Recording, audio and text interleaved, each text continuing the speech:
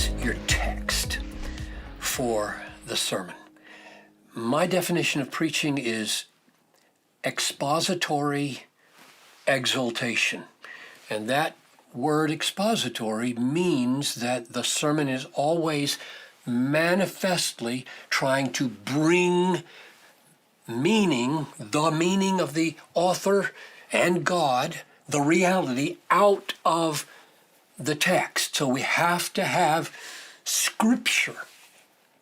But I don't want to imply by that you have to have only one text. How many texts you have, how many parts of the Bible you quote in one sermon is not of the essence in defining expository. What expository means is all the points you make in your sermon are going to be manifestly evident to your people as coming from the words of the Bible, rightly so interpreted.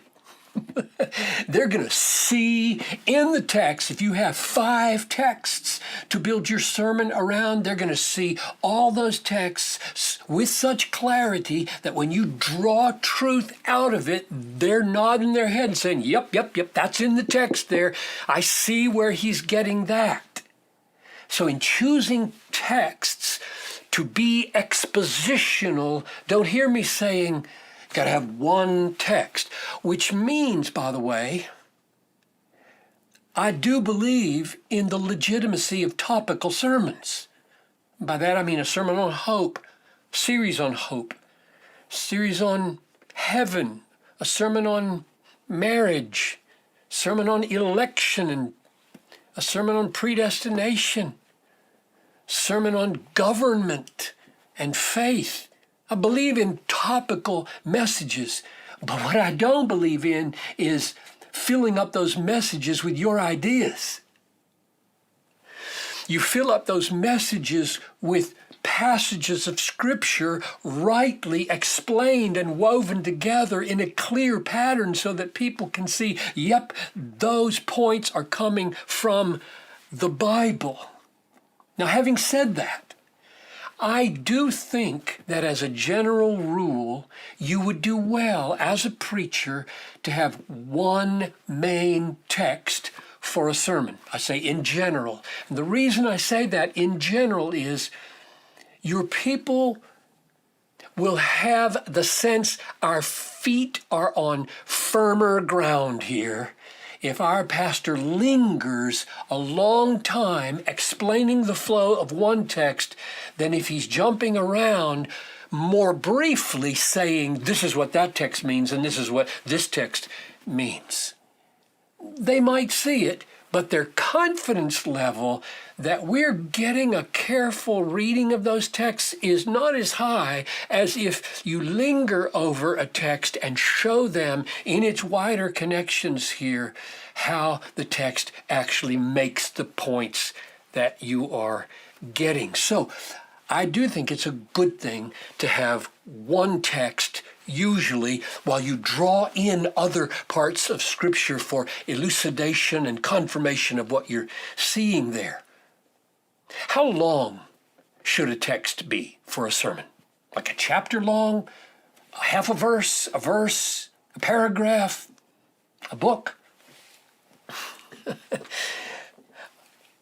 There is value, isn't there, in both short texts that you really wring out everything that's there and long texts where you help your people get the big picture and the overview of a chapter or a book. Just by way of illustration, I think I preached 6 sermons on Romans 1, 16 and 17. So 6 sermons on 2 verses. And when I was done with Romans, I think it was like 252 sermons or something like that on these 16 chapters. So we really went slow, deep, and thorough in Romans. However, I did a series one year on the minor prophets. in the Old Testament. There's 12 of them, and I preached one sermon on the whole book. That was one of the hardest years I ever did, because I had to do so much work to find out what's the one main thing that this prophet is trying to get across, and how my people profit the other prophet from it. So that was one. Or I did, I think, 5 sermons on Job. Job has 42 chapters. And I did 5 messages on 42 chapters. So I really believe in the value of both very rigorous, detailed attention to smaller units of Scripture, and I believe in the value of giving the big picture over whole books or whole chapters more quickly than taking a year or 8 years on them like I did on Romans. But how do you choose what texts, or what topics for that matter? Here are the questions that I think it's helpful to ask in answering that question. First, pray. Say, Lord, I really want to help these people. I want to strengthen them. What do they need? Help me, show me what would be the most helpful thing for our people at this time. And then ask these questions. Number 1, what is burning in you? I don't think it will work to try to preach on something that God hasn't grabbed you by. What is burning in you? Second question, what do my people need? What's going on in the church? What do they need at this time? Third question, what aspects of the whole counsel of God have I not addressed yet in my ministry here? Because according to Acts 20, Paul felt like he was free to step away from the elders without their blood being on his hands, because he had delivered to them the whole counsel of God. What aspects of the whole counsel of God have I not addressed? Next question, what's going on in the world? Don't preach with your head in the sand. I've been dismayed sometimes over the years visiting churches around that everybody in the culture is talking about some crisis or some calamity or some issue, and this service happened and this sermon happened as though nobody was talking about it. I think we should always be alert, either in the way we preach, or the way we welcome to people to worship, or the very sermon we choose, the text we choose, by what is going on. I remember when the Oakland earthquake happened, I forget, in the 90s, somewhere where the bridge fell flat and buried a lot of cars, and everybody was talking. I switched my text and took it from Hebrews. How grateful we are to have a kingdom that cannot be shaken, because I knew everybody in the church was completely consumed with the media attention to this horrific earthquake in our culture. So what's going on in the world is a key question to what shall I preach on this Sunday, or what series shall I preach, or what topic shall I tackle? Last question. What do your elders think? When I finished 8 years on Romans, I thought, okay, now what?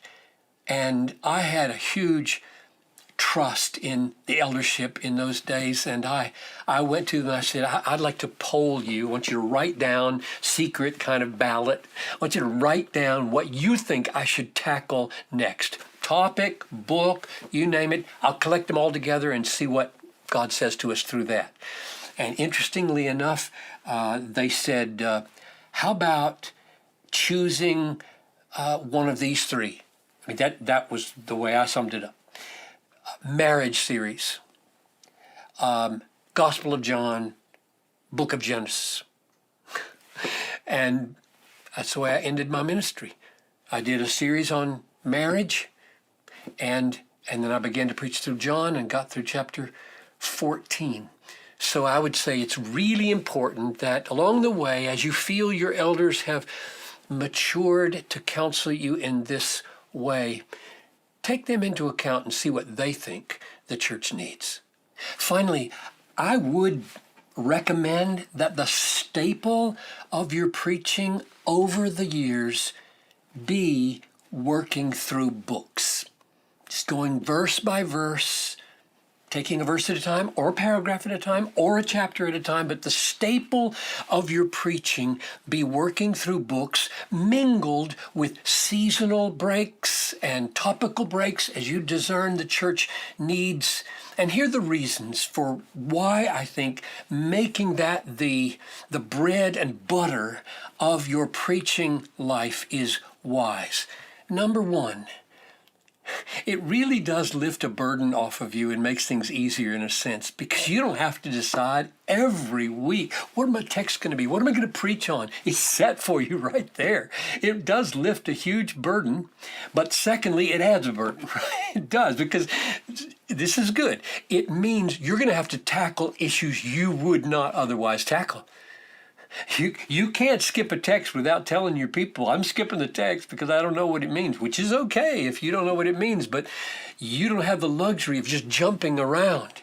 So that's the second reason. It's a good thing to be forced to deal with tough issues because they come next in the text. And third, it communicates to your people almost like nothing else. This book is inspired. This book is inspired. Because all of it is profitable.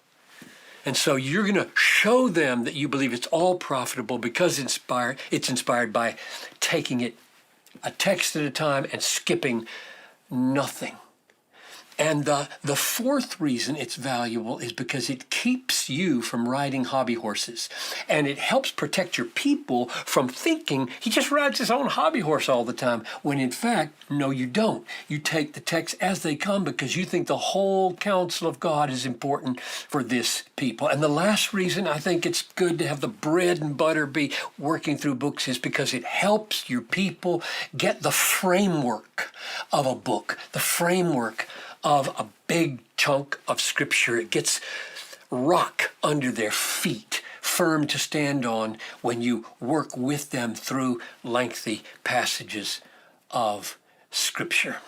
But when all is said and done in choosing texts, the bottom line is, do you, whether it's one text or several texts, whether it's a long text or a short text, whether it's a different text every week or working through one book, get meaning, reality from the text manifestly.